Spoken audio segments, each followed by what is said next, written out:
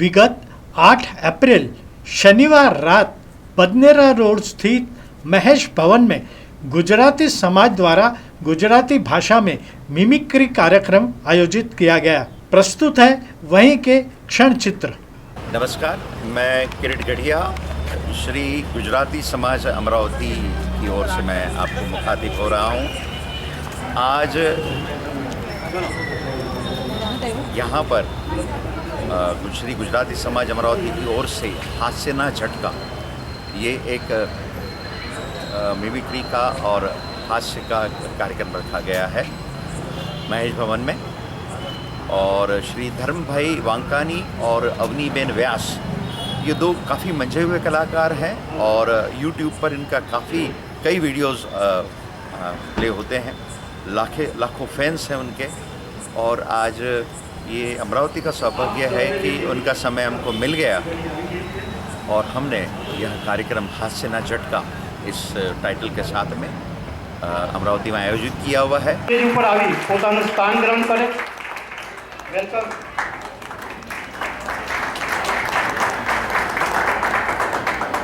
आओ, स्वागत। એવી હર વખતે આપને જે સહયોગ આપતા અમારા મિત્ર શ્રી પરેશભાઈ શાહ, જે આ હોલનું સંચાલન કરે છે, તેમની સાથે જે ચેતનભાઈ લોટિયાઈ છે, જે બંને ભાઈઓ આપણા ગુજરાતી છે, અને તેમની સાથે તેમના બીજા સ્થાન ગ્રહણ કરે।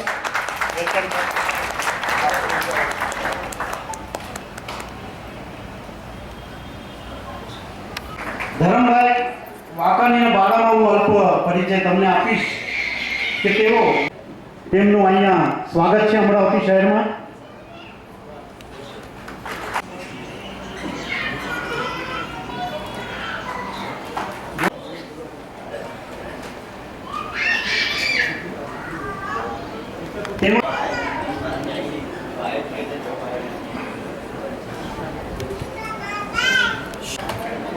દીકરા મજામાં? एकदम बढ़िया, एकदम બહુ દિવસે દેખાણો। દિલીપભાઈનું સન્માન કરીએ।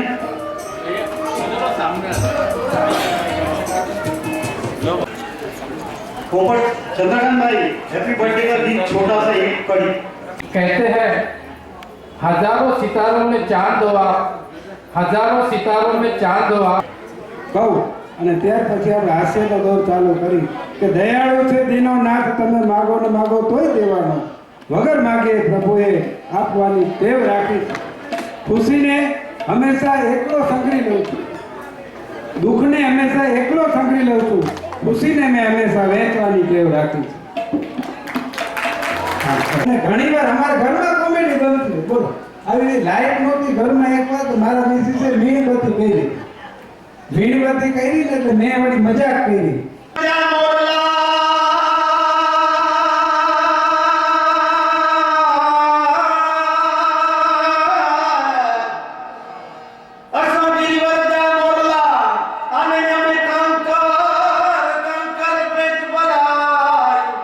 धार्मिक कार्यक्रम तो यहाँ लीधा જેથી કરીને एक्चुअली એને ખબર પડે કે આપણે શું છીએ। હા, અને કવિતા કહે છે કઈ બાપે મોટ હુકિયા એને વાદળ ચમકી પણ મારે બધાને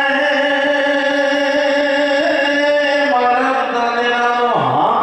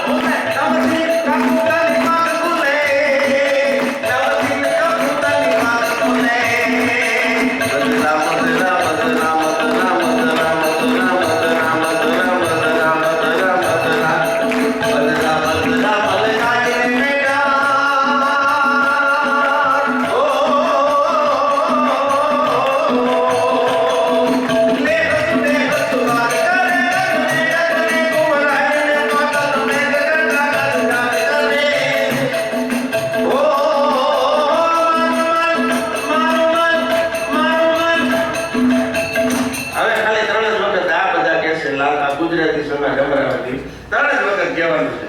મોર બની થનગાટ કરે, મોર બની થનગાટ કરે, મોર બની થનગાટ કરે, મોર બની થનગાટ કરે. ભાઈ ભાઈ ભાઈ ભગવાન બધાય 150 વર્ષ ના કરે.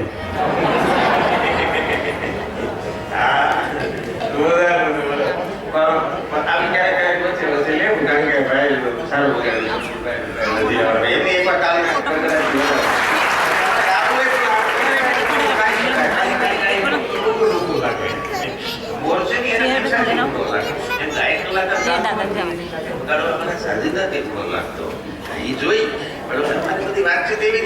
તમે ગમે એટલો ચલાવશો આંટી જાદુ પણ પૂંછમાંથી કોઈ દી નહીં બને આદુ. પૂંછી પૂંછ આદુ આદુ પણ જાવું જરૂરી છે. તેનો ગમે એટલું થાય બ્યુટી પાર્લરમાં જાવું ફરજિયાત છે. બ્યુટી પાર્લરની વાત યાદ આવી એટલે પહેલા એક નાનકડી વાત યાદ આવી છે. કઈ જોક્સ મારો ઘણો બધો વાયરલ યુટ્યુબની અંદર થયું છે, વોટ્સઅપમાં થયો છે. એક ભાઈને નવા મેરેજ થયા, હાવ નવા તાજા તાજા તમે યાદ કાઢો ને તાજા મેરેજ આવે તમને વ્યાખ્યા કરતો દિલીપભાઈ. તાજા મેરેજ કોને કહેવાય છે? જેના ઘરે તમે જાઓ એનો વોર્ડરોબ ખોલો એટલે અંદરથી સુગંધી પાવડર, અત્તરની શીશીઓ, સરસ મજાના સ્પ્રે, ચોકલેટો, કાજુ બદામ, ડ્રાયફ્રૂટ આવું બધું નીકળે. સમજી લેવાનું તાજા તાજા વયા દેજો. 15 વર્ષ વયા ગયો એના ઘરે દરવાજો ખોલો પહેલા તો ખોલે ડોઈ કેસડી ગયો ખીચુડ ખીચુડ થાય અને ખોલે તો મારી પાસે નીકળે વિક્સ, આયોડેક્સ, જંડુબા, મો ઓર્ગેનાઇઝ આવું બધું નીકળે છે. કંપની લેવલ 15 વર્ષ હા નવા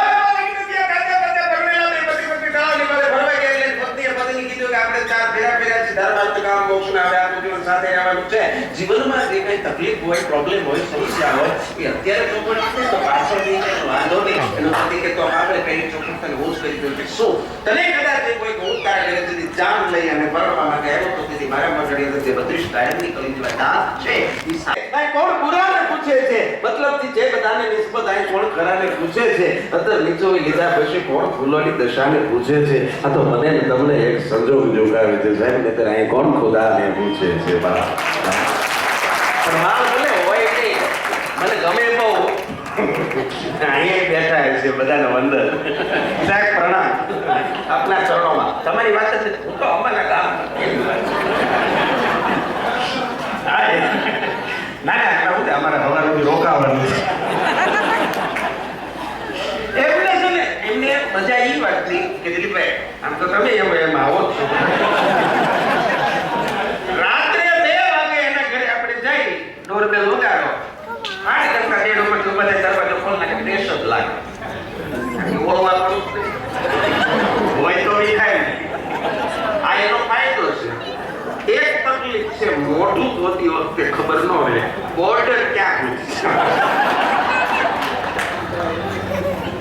એટલે એ મેલે કીધું આમ કરે આમ તમે ભાવી નથી ગયા તમને જે દેખાય છે એવું કઈ છે જ નહીં. તે ખબર પડે કે આમાં કોઈ કોણ છેતરી જાય છે ખબર નથી પડતો. એટલે મૂળ વાત ઉપર આવું એ નવા લગ્ન થયા એ ભાઈના એટલે બીજા દિવસે તો કાલ પરમ ને બીજા દિવસે એ ભાઈ એ બ્યુટી પાર્લરે ગયા જ્યાં એની પત્નીએ બ્રાઇડલ મેકઅપ કરાવ્યો હતો દુલ્હન. અને જઈ અને બ્યુટી પાર્લરના જે સંચાલિકા બેન હતા એને એક સરસ મજાનું ગિફ્ટ આપ્યું. લ્યો બેન બોલા બેન કે ભાઈ કઈ ખુશી શેના માટે? એને નામ આપ્યું કે ભાઈ આ નામની વ્યક્તિ તમારી પાસે ગઈકાલે દુલ્હનનો મેકઅપ કરાવવા માટે આવ્યા હતા. તો બસ હું એનો હસબન્ડ છું. બહુ સારું કામ તમારું, હું રાજી છું મારા તરફથી. ત્યાં તો ઓલા બેનને ઝટકો લાગ્યો. હા એને ઝટકો લાગ્યો ને હળુદેન ઓલા ભાઈએ કીધું કે બેન આવો જ લાગ્યો તો મને. જેવો મેકઅપ ઉતર્યો ને તેથી મને આવો જ લાગ્યો તો. આ તો બદલો લેવા આવ્યો તો હું કઈ ગિફ્ટ દેવા આવ્યો. બોલો કેવા કેવા માણસ હેરાન થઈ જાય તો. હા હા પણ બે પતિ પત્ની મોટી ઉંમર સાથે રહેતા હતા એટલે એના પતિએ ને પતિને પૂછ્યું, પહેલા તો એને પૂછ્યું કે હવે તો આપણે ઘણું આમ તો જીવનની સંધ્યા કાળે પહોંચવા આવ્યા છીએ, પણ કદાચ માની લે કે કાલે સવારે હું મને કંઈક થઈ જાય તો ગુજરી જાઉં તો, એટલે એને ઘરનાએ કીધું માજી કે હવે આમાં બીજું તો શું, હવે આ ઉંમરે હવે તો હું બીજું તો શું કરું, પણ આ આટલું મોટું ઘર છે, હું એકલી તો અહીંયા કેમ રહી શકું, એટલે મારી બેન એક મુંબઈ રહી છે, વિધવા છે, હું એને અહીં બોલાવી લઉં અને અમે બે બહેનો પછી સાથે જે છે એ જીવન પસાર કરી લઈએ. બહુ સરસ.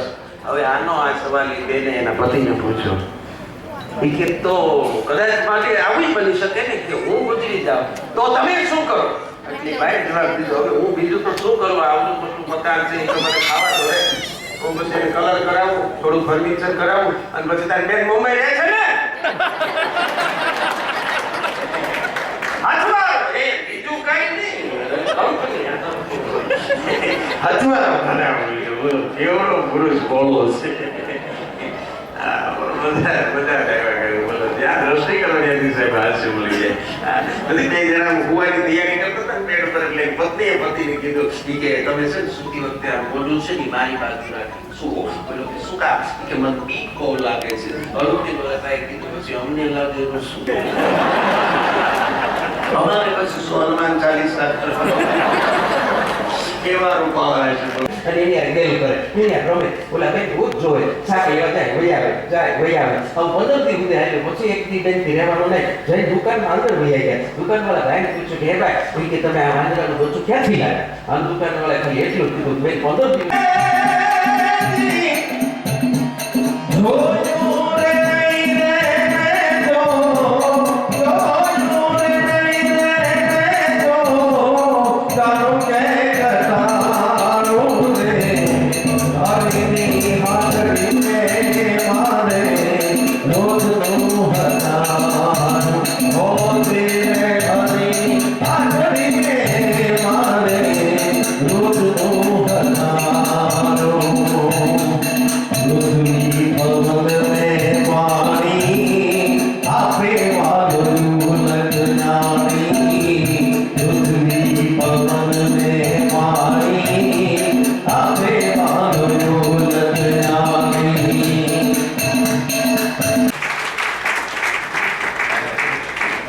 ધરમભાઈ વાઘાણીએ ખૂબ સરસ આપને હસાવ્યા અને સંસ્થિતા નમસ્તસ્યે નમસ્તસ્યે નમસ્તસ્યે નમો નમઃ.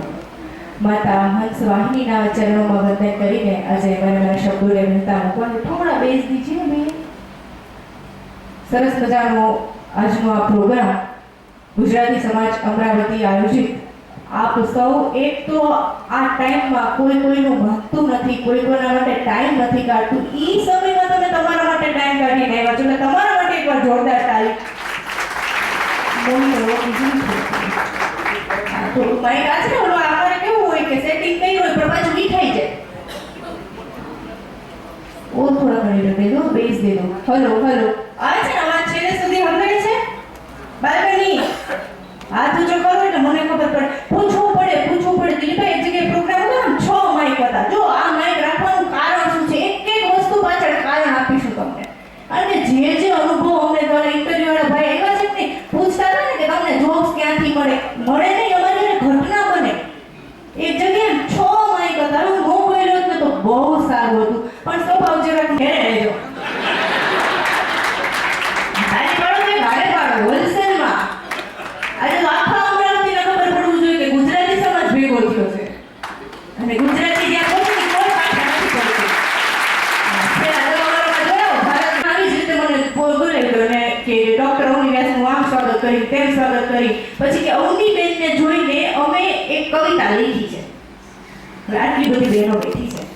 મને પસારે રખતે थे हम आपको देखने की चाहत रखते हैं, आपको हर पल दिल में बसाए रखते हैं, न जाने आप कब टीवी पर आ जाए, न जाने आप कब टीवी पर आ जाए, इसलिए हर वक्त कार्टून नेटवर्क लगाए रखते हैं.